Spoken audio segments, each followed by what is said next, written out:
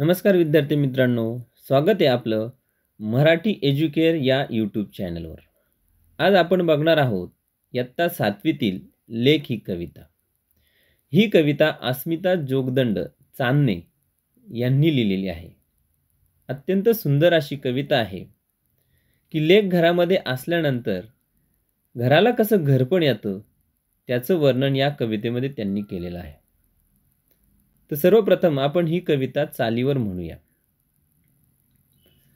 लेक तांबड कुंदन लेक हिरव गोंदन, लेक तांबड कुंदन लेक हिरव गोंदन, लेक झाडाची पालवी लेक हाडाचं चंदन, लेक झाडाची पालवी लेक हाडाचं चंदन, लेक असता मनाची सारी काळजी मिटते, लेक असता मनाची सारी काळजी मिटते, लेक असता घराची रोज समई पेटते, लेक असता घराची रोज समई पेटते, लेक नसता घरात आस लागते उरास, लेक नसता घरात आस लागते उरास,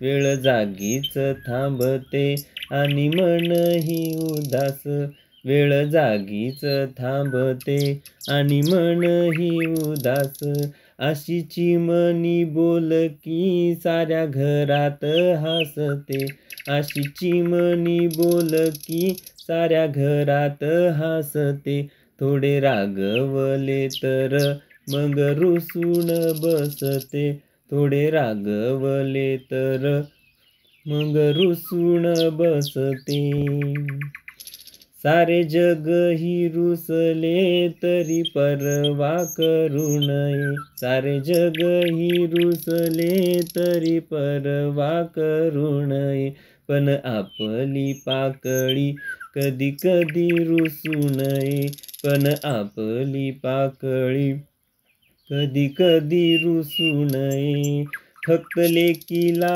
कळते अरे निसर्गाची भाषा, फक्त लेकीला कळते अरे निसर्गाची भाषा, काळ्या रातीला लागते कशी सकाळची आशा, काळ्या रातीला लागते कशी सकाळची आशा, काळ्या रातीला लागते कशी सकाळची आशा.